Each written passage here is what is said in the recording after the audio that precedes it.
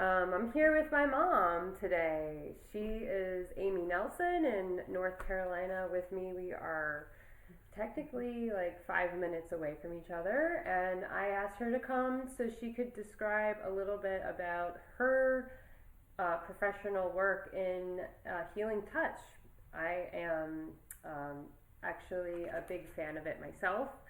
And I'm just going to ask you a little bit so everyone can learn a little more and see how this might benefit their life, because we're talking about healing on this channel. We're talking about things that are still not really known well enough, but are really great for everybody, especially more so now than ever. And so let's just get started here with your maybe inspiration to get started with healing touch. How did that all start, where you were like, that's for me? Well, about 14 years ago, I was in the school system as a teacher that helped students and families, and the school nurse came to me and told me about a program called the Healing Touch Energy program, and she said she thought I would really enjoy it and would be good at it. So I went with her to the next offering that they had to see what it was all about.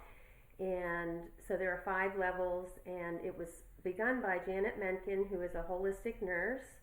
She also was a born healer, and she developed the program to incorporate many different healers' techniques. It actually has 30 techniques that we learn over a course of 5 years. There are 5 levels.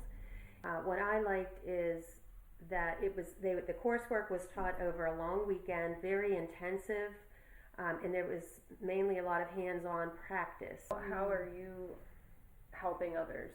It's a great question. It seems that people who need this, they find me one way or another. So it can be emotional, it can be from trauma, it can be physical. It can be a combination of all of those. Whatever the need is, healing energy can work. So you work on everyone. There's no one that you can't work on, right? There's no health issues they would have that you can't, it's just non-invasive. And so so what exactly do you do for healing touch? Are you touching? Are you to the side in the room? What would that look like for someone coming in for a session? So you leave your clothes on, and I do a technique to get ready where I clear my own energy centers and my energy field, and I prepare. I also set an intention for healing, and I have the client set an intention as well for what they would like to get out of the session. And then we do call in if you do have a higher power that you believe in. We call in your higher power, and then if you have spirit guides or angels or spirit animals, it can be loved ones that have passed over. You can ask them to help with the healing. They love to be asked because it is a safe setting to do so. Do you talk? There's a time to talk in the beginning, just to review what the challenges are and what the intentions are. Then once we get started and the music's playing and the setting is clear, it is quiet and peaceful, and we don't talk until the end. But what happens, we do start at my procedure and techniques start at the feet, whereas I know other energy techniques start at the head. We start at the feet, and then we work our way up on the energy centers to the head, and that's called a chakra connection. And it clears and opens and balances and releases anything that might be stuck in that energy field or your energy centers.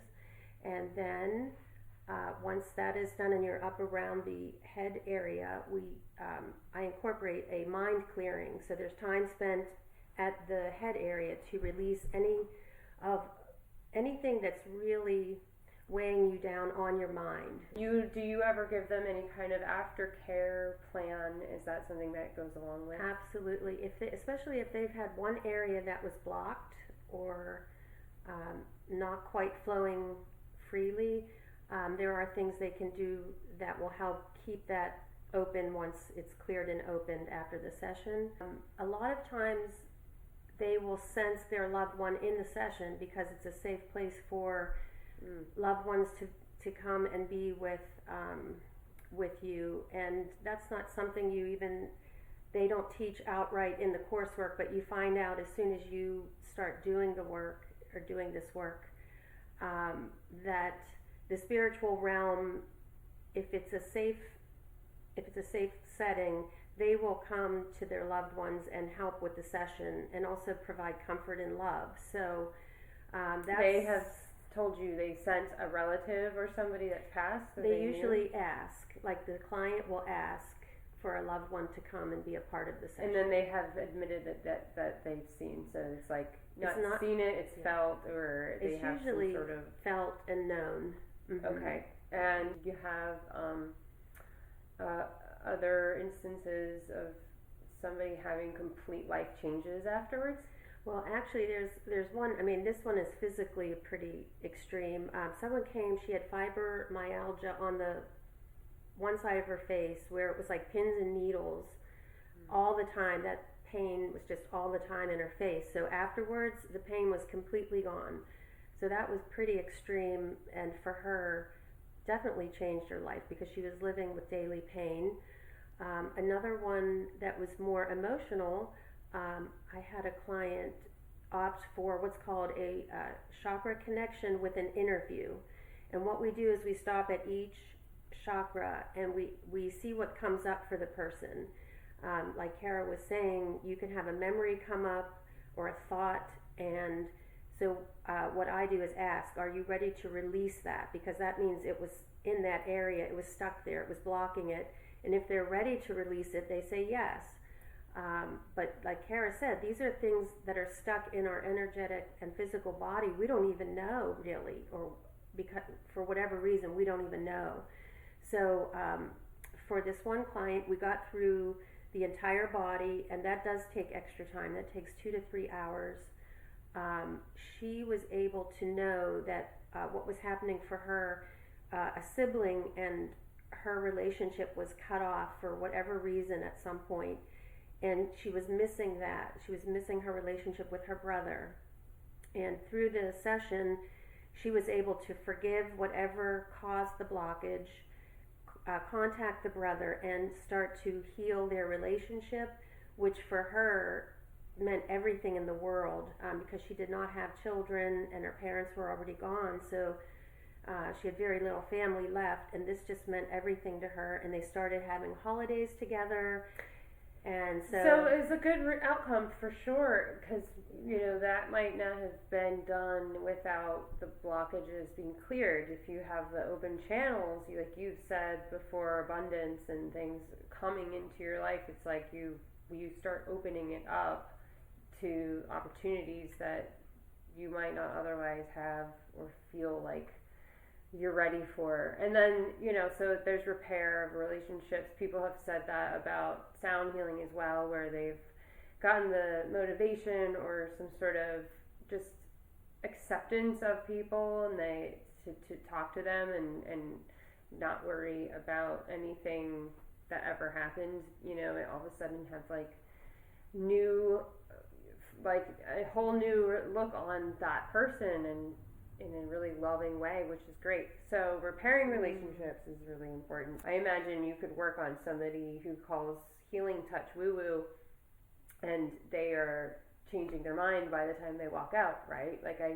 Do you have any people who come in kind of unsure about it, and then they leave feeling like this is very quality treatment, like it works? So well, usually, yeah, I encourage skepticism, and as long as if they're trying it, that means they still have a small amount of the crack is open, they're leaving the door open, that there's the possibility that this could help them. So just that they're doing it says they're, hopeful or open to the possibility that it could help. First step is being taken, yes. And it's like, I always reward somebody for even showing up to a session. Absolutely. Just because that is the first step.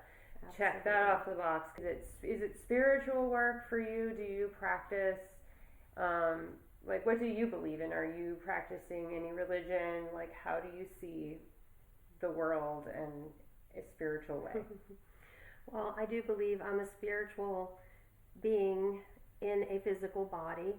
And so, yes, everything in my life is directed by divine spirit. So I know everybody has different terms for what divine spirit might be. Some people say God, some people say creator, some people say source. You do this remotely. Yes, we were encouraged not to touch people and be around people. My clients. What, in the last... In 2020, my clients went remote, and I was surprised to find out it worked just as well, if not better, remotely. The results were just as good, and I do the session with the intention that they are present, and then they're usually laying down, or it's usually right before bed or when they're sleeping, and I can still assess them, I can feel their energy. I do the session as though they're in the room, and we communicate about it the next day, and I've had really wonderful results with whatever their intention was. It manifested. Do you work with other people? Do you have like collaborations with other healers, and what do they do? So I have done, I did a double session with two people where they were, one was receiving the Reiki energy, and then the other was doing healing touch, and then we switched sides, because what they have, everybody receives differently. So they like the results from both because they find it's just different. You're talking about the people who got it done? Yes. Were asking for you guys both because they like them. Oh, that's so fun. Yeah. I did want to say there's lots of studies on energy healing and the results, the benefits. Mm-hmm. There's current studies all the time because now we have tools and machines that can measure the amount of energy that comes off the hands of healers. Yeah. So do you do retreats, and do you have any coming up? Well, it was always my dream to do wellness retreats, and I've had that opportunity here in Wilmington where I get to do individuals who are in recovery. That's been a very big area where healing touch is very helpful, because you want to clear out parts, again, that are stuck from when the person had an addiction of some type.